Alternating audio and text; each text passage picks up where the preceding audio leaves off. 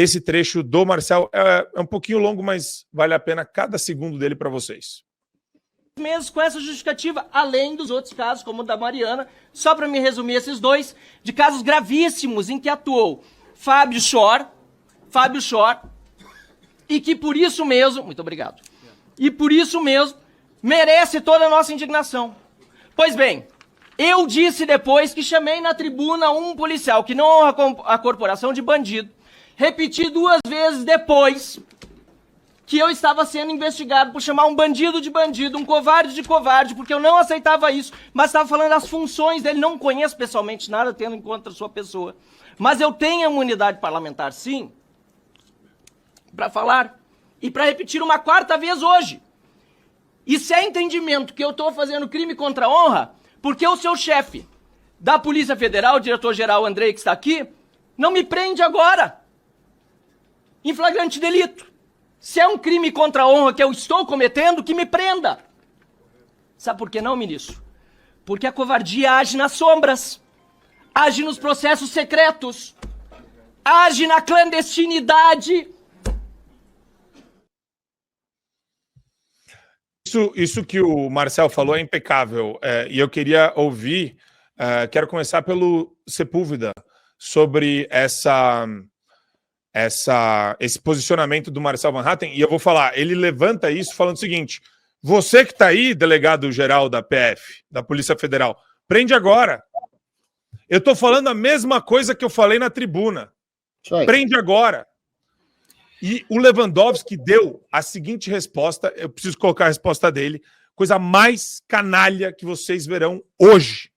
Talvez nesse último, é difícil falar no último mês, pelo menos na última semana. Vamos colocar a resposta do Lewandowski.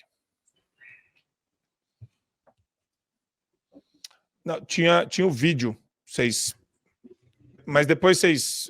depois a gente roda... Uma guinada ligeira na jurisprudência, interpretando o artigo 53 da Carta Magna, dizendo que a imunidade material e processual dos parlamentares não inclui os crimes contra a honra, calúnia, injúria e defamação.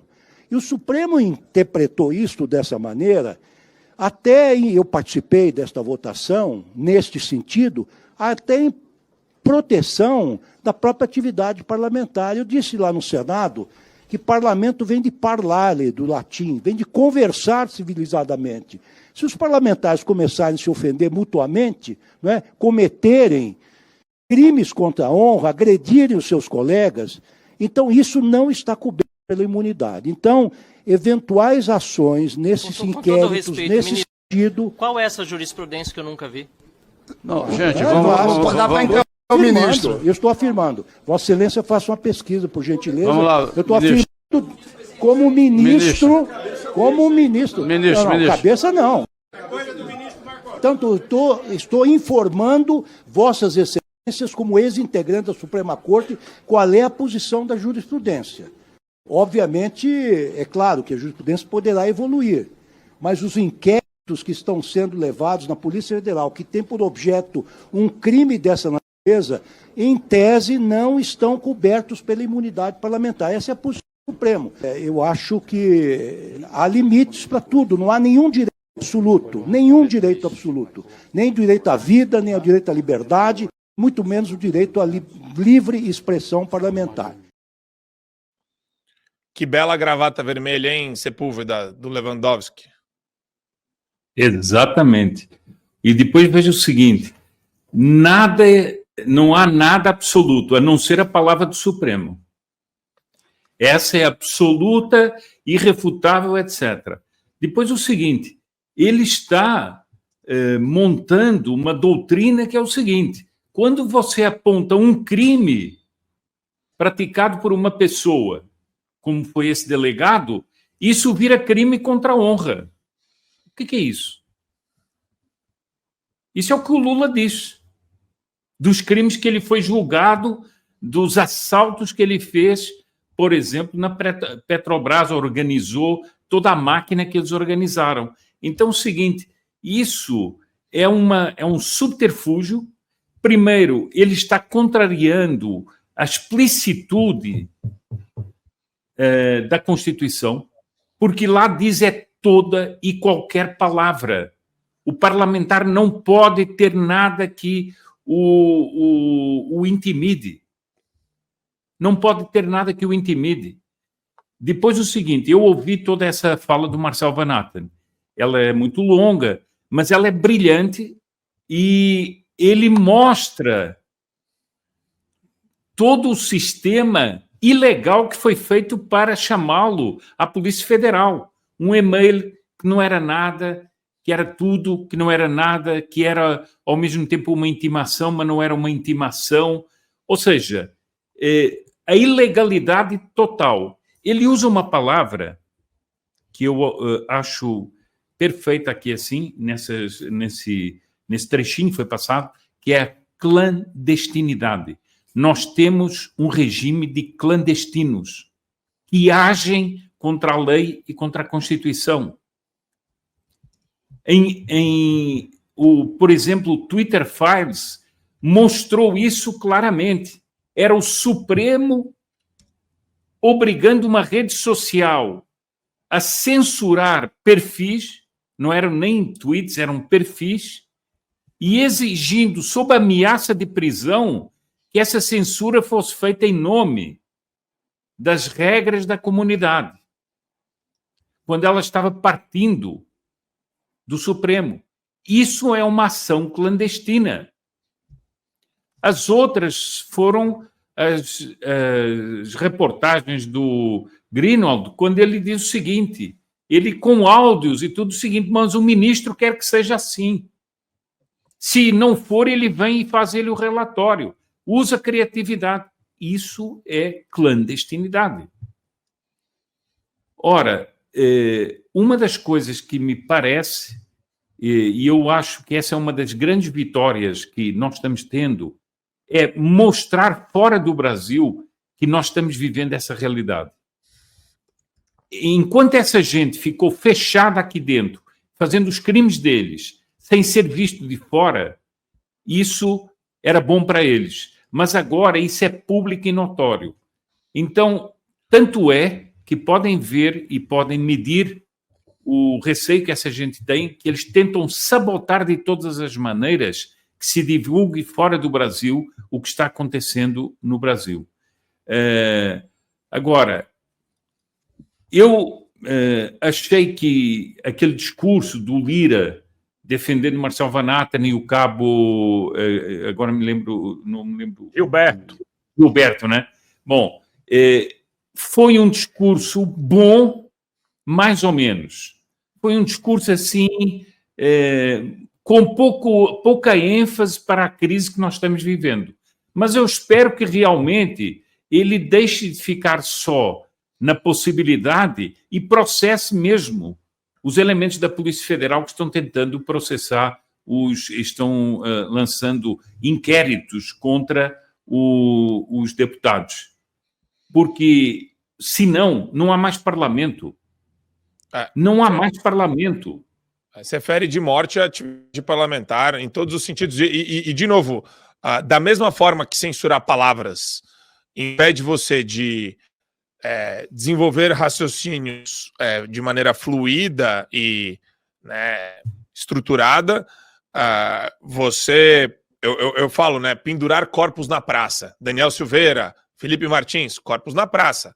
Aí você tem vários que são... O Marcos Duval, o pessoal pode achar o que quiser do Marcos Duval. É um perseguido também. É um perseguido. Corpos na praça. Então põe o corpo ali na estaca, coloca a cabeça do cara na estaca, pronto, mensagem está lá. Mensagem foi transmitida.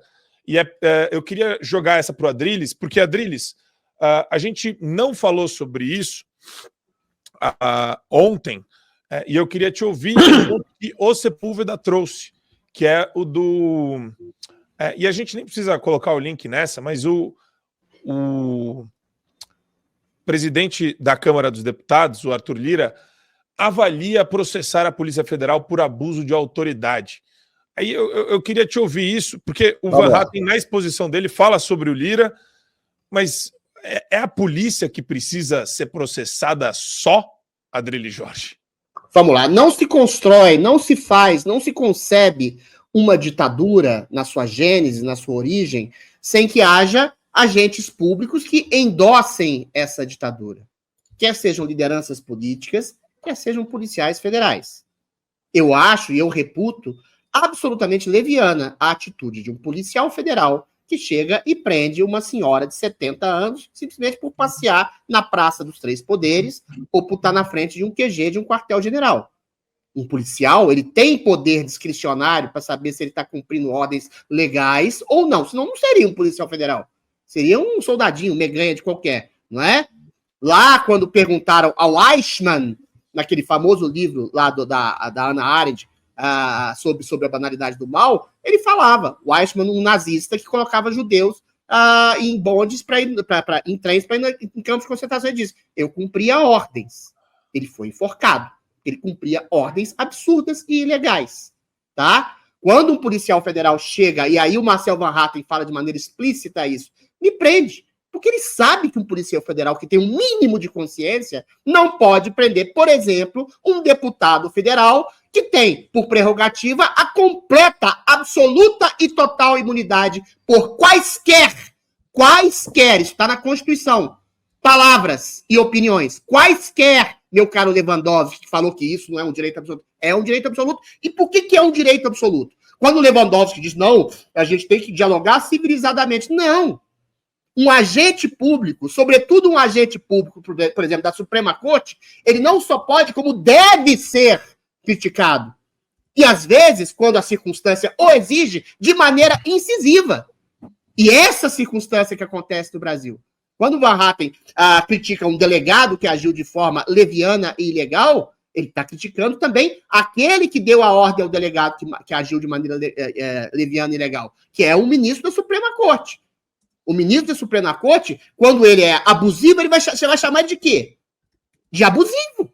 Quando ele é ditatorial, você chama de ditatorial. Quando ele é tirânico, você tem que chamá-lo de tirânico. Quando ele prende pessoas com tipificações criminais que não existem, em inquéritos colocados de ofício, em que o juiz se coloca como vítima, como carrasco, como acusador, e você tem que dizer, esse homem está rasgando a Constituição. É esse homem que está cuspindo na democracia, arrebentando com a liberdade de expressão e dizendo, colocando seus crimes da boca de outros, na ação de outros que ele está prendendo. Ou seja, como é que você vai chamar um homem que está cometendo crimes na Suprema Corte que não seja de criminoso? E aí quem que vai julgar esse deputado? Quem que vai julgar esse jornalista que está chamando esse juiz da Suprema Corte de criminoso?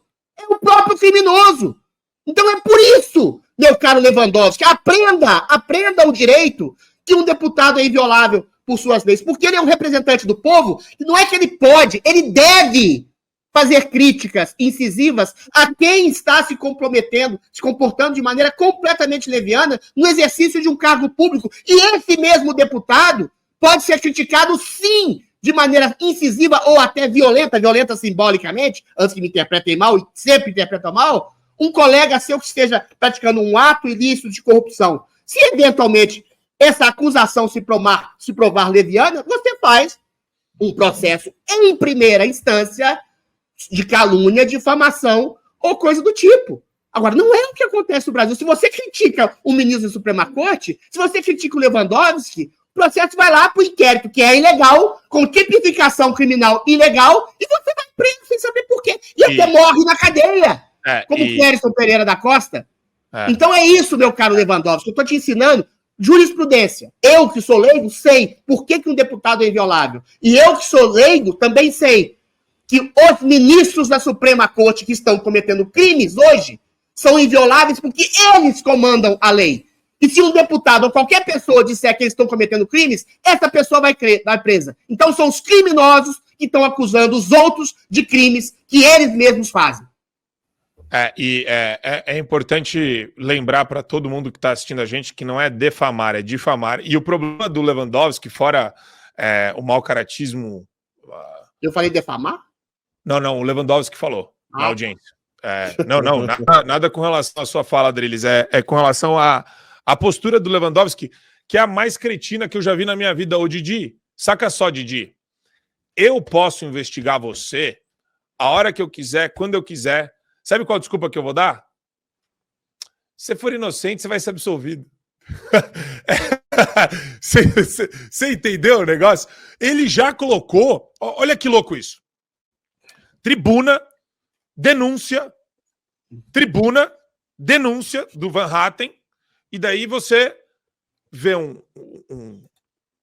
e eu vou falar isso com todas as palavras. Uma postura vagabunda, cretina, ordinária desse cara, que é o Lewandowski, que eu tinha que... Não tinha que nem tirar a cadeira desse cara do Supremo Tribunal Federal, tinha que fazer tinha que levar um padre exorcista depois que esse cara saiu do Supremo para tirar a quantidade de demônios que tem lá naquele gabinete dele, né, de entidades sobrenaturais. O cara é um apoiador inequívoco do MST, o cara é nojento. Mas tem uma coisa, Didi, que me irrita muito, que é essa postura que eu já ouvi de vários promotores, vários não, mas alguns promotores de justiça, procuradores de justiça também. Na dúvida, e não é isso que está acontecendo, tá? O que está acontecendo aqui é uma perseguição. Só que a opinião dele vai muito nessa linha do cinismo. Na dúvida, a gente investiga. Se você for inocente, Van Hatten, fique tranquilo, você será absolvido. E aí, Didi? O que você acha disso? Na dúvida, a gente investiga, te prende durante a investigação, e se você for absolvido, talvez a gente te libere. Eu até anotei aqui uma fala do ministro que ele diz assim: uma guinada ligeira na jurisprudência. Imaginem, meus companheiros de bancada, se não fosse uma guinada ligeira, né? Se fosse uma guinada radical na jurisprudência. Ou seja, eu sou um ignorante, não sei nada de lei, não estou aqui para dar a minha opinião jurídica, mas todos nós aqui, temos um amigo em comum que sabe muito de lei, que é o doutor André Marcília. E eu acho que quem resumiu muito bem isso aí foi ele. Ele colocou no Twitter hoje o seguinte: parlare não quer dizer conversar civilizadamente, mas falar livremente. Para conversar civilizadamente, não precisa de imunidade. O que é exatamente uma contradição do que o ministro falou, né? Porque o ministro inventa coisa. Ele senta lá, fica dando a sua verborragia, a sua metralhadora giratória, e não tem, evidentemente, um parlamentar com a capacidade, nem com a experiência jurídica de um Marcília para dizer a ele: não, ministro, falar não quer dizer isso não, no que o senhor está falando. Outra, vamos dizer assim, equívoco do ministro é o seguinte, ainda segundo André Marcília: não existe essa jurisprudência do STF limitando a imunidade aos crimes contra a honra. A jurisprudência entende que a falta é coberta se feita da tribuna e tiver relação com o mandato. A fala de Van Hatten teve relação com o mandato e foi feita na tribuna. E mesmo assim, ele foi indiciado. Ou seja, o Lewandowski, ele não tem conhecimento nem do que acontece no tribunal, que ele passou 200 anos lá. Nem quando ele fala de jurisprudência do tribunal, ele acerta. E olha que o cara está lá um tempão. Ele deveria saber alguma coisa. Eu não sei se é má fé ou incompetência, mas o fato é que ele distorce a realidade, ele inventa narrativas para caber naquela narrativa oficial do consórcio, né, que é o governo, o judiciário, o executivo, o legislativo e as Forças Armadas. E, por último, o André diz o seguinte: a imunidade não é um direito absoluto, mas é um direito coletivo, pois o parlamentar representa o eleitor. Portanto, é um direito maior do que o individual do ofendido. E é exatamente isso. Eu acho que o doutor André Marcília, ele foi no ponto crucial nesses 3 tópicos que ele separou aí da fala do ministro Lewandowski. É uma pena a gente não ter um deputado muito bem preparado juridicamente para rebater ele nessas falas que ele inventa ou que ele distorce, justamente no sentido do que falou André Marcília. Infelizmente, temos bons parlamentares, mas juridicamente falando, a gente não tem. Talvez uma Bia Kicis, se tivesse lá, pudesse fazer esse contraponto ao ministro, mas ela não estava, e infelizmente a gente fica aqui. Mas eu gostei do Marcel. O Marcel, o Cabra vai para cima. Sim, mas ele poderia ter dito isso, o Lewandowski, parlar não quer dizer conversar civilizadamente, quer dizer falar livremente. Não, mas é que eu entendo o que o Didi está falando, é que a gente pega, por exemplo, alguns trechos, mas, por exemplo, tem uma coisa que eu admiro do Marcel, que é o seguinte, eu gosto muito de colocar em perspectiva as coisas, né? Se o Brasil está numa ditadura do judiciário, então o maior problema que a gente tem para resolver é isso, né? Pode deixar aberto, Rodrigo, que aí a gente bate esse papo rápido. Na verdade, eu já vou ter que fazer aqui a entrada do Felipe, mas eu só ia fazer essa reflexão. O Marcel hoje, ele é o cara que mais ocupa o tempo dele para lutar contra a ditadura do judiciário. Um dos que mais ocupa. Junto com ele, Bia Kicis, Gustavo Gayer, o próprio Nicolas. Você tem um punhado de deputados ali, uns 10 deputados que estão realmente engajados. A Júlia Zanata, que está criando a frente pela liberdade de expressão. Então, eu acho que todos estão fazendo um trabalho muito legal, cada um com as suas qualidades diferentes, mas o Marcel, ele bate em todos esses pontos. É que é tanta coisa, Didi. A gente já chegou num ponto tão maluco, cara. 200, 300, 400, 500 casos. Você fala, é o absurdo. Olha que loucura, a gente não tem tempo nem de compreender os casos a fundo.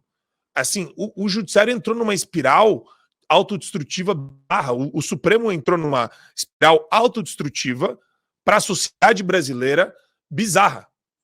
A gente ainda não sabe nem como lidar com isso, né? É uma loucura isso. A gente não sabe nem como lidar com isso. Eu vi a fala todinha do Van Hatten, era um pouco mais de 8 minutos de fala.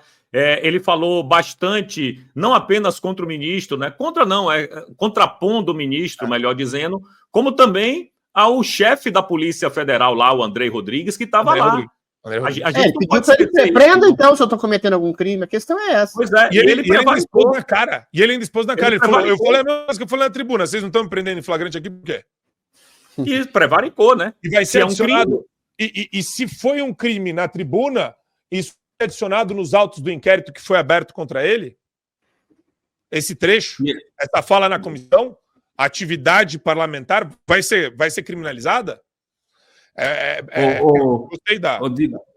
Didi, só uma pequena coisa. Eu acho o seguinte, você tem que compreender que a pessoa, quando está ali no debate, ela não tem todos os elementos para fazer. Por exemplo, o Marcel Van Hatten não tinha capacidade, naquele momento, de fazer uma consulta à jurisprudência do Supremo.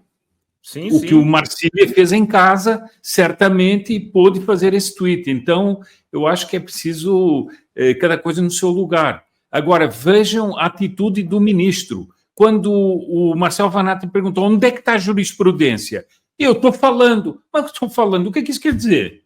Eu estou falando. Eu fui ministro do Supremo. E daí? né? Eu estou falando. O aposentado está falando. Ele não tirou a carta da manga, né? Ele falou, doutor Sepúlveda, ele falou que era ministro da Suprema Corte várias vezes. Em vários momentos ele falou, porque eu fui Supremo, eu fui ministro da Suprema Corte, eu participei dessa votação. Exato, exatamente. E daí?